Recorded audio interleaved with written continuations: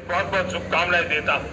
साथियों, भारत ने G20 को ऑर्गेनाइज किया, हिंदुस्तान के अनेक शहरों में ऑर्गेनाइज किया, 200 से ज्यादा इवेंट किए।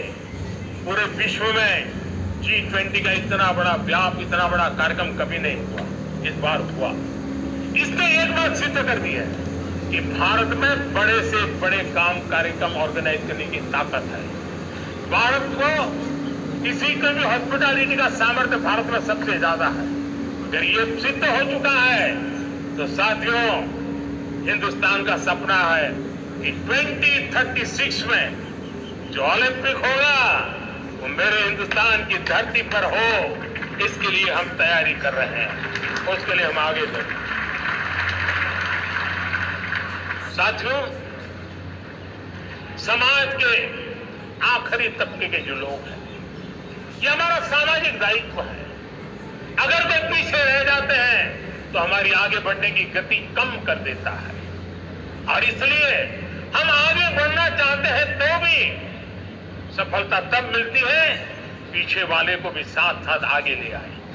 और इसलिए हम सबका दायित्व बनता है कि हमारे समाज में आज भी जो क्षेत्र पीछे रह गए, जो समाज पीछे रह गए, जो लोग पीछे रह गए हो, हमारे छोटे छोटे किसान हो, हमारे जंगलों में रहने वाले मेरे आदिवासी भाई बहन हो, हमारी माताएं बहनें हो, हमारे मजदूर हो, हमारे श्रमिक साथी हो, हमारे कामगार लोग, इन सबको हमें बराबरी में लाने के लिए, हमारे बराबर लाने के लिए भरपूर प्रयास करना है।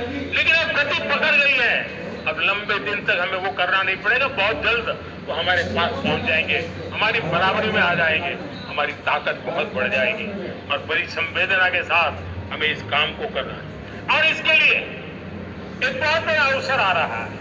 मैं मानता हूं संवेदनशीलता की दृष्टि से इससे बड़ा अवसर क्या हो सकता है। हमें पता है 1857 के स्वतंत्र संग्राम के पहले भी अंग्रेजों के नाक को दम करने वाला हमारा देश का एक आदिवासी युवक था। 20-22 साल की उम्र में उसने अंग्रेजों के नाक को दम ला दिया था, जिसको आज भगवान बिरसा मुंडा के रूप में लोग पूजा करते हैं। भगवान बिरसा मुंडा की 150वीं जयंती आ रही है। कि हम सबके लिए प्रेरणा का कारण बने। समाज के प्रति छोटा व्यक्ति भी देश के लिए कैसी जज्बात रखता है, उससे बड़ी प्रेरणा भगवान बिरसा मुंडा से अधिक कौन हो सकता है। आइए हम भगवान बिरसा मुंडा की 150वीं जयंती जब मनाएं, संवेदनशीलता का हमारा व्याप बढ़े, समाज के प्रति हमारा मनोभाव बढ़े। हम समाज के हर व्यक्ति को, गरीबों को, दलित को, पिछड़ों को, आदिवासियों को, हर एक को हम अपने साथ लेकर के चले। इस संकल्प को लेकर के चलना है। मेरे प्यारे देशवासियों,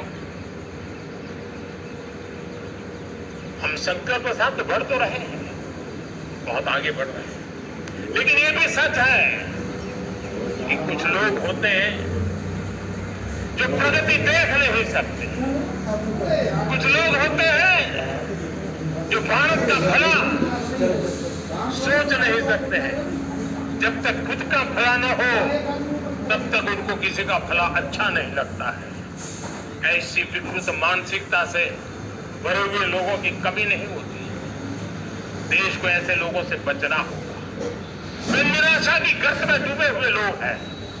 ऐसे मुट्ठी बंद निराशा की गर्त में डूबे हुए लोग, जब उनके गोद में विकृति पलती है तब वो विनाश का कारण बन जाती है, सर्वनाश का कारण बन जाती है, एनार्की का मार्ग ले लेती है, और तब देश को इतनी बड़ी हानि हो जाती है जिसकी भरपाई करने में हमें नए सिरे से मेहनत करनी पड़ती है। इसलिए ऐसे जो छुटपुट निराशावादी तत्व होते हैं, वो सिर्फ निराशा ही तरह नहीं है,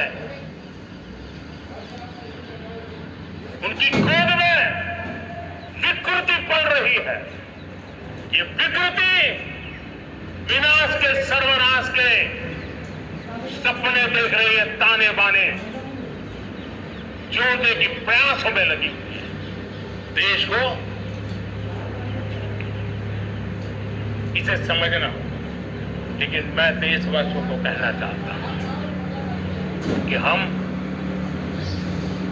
हमारी नेक नीयत से, हमारी ईमानदारी से, राष्ट्र के प्रति हमारे समर्पण से हम सारी परिस्थितियों के बावजूद भी विपरीत मार्ग पर जाने वालों के लिए भी उनके भी दिल जीत करके हम देश को आगे बढ़ने के हमारे संकल्प में कभी भी पीछे नहीं हटेंगे, ये मैं विश्वास दिला चाहता हूं। साथियों, चुनौतियां हैं, अनगिनत चुनौतियां हैं। चुनौतियां भीतर भी है,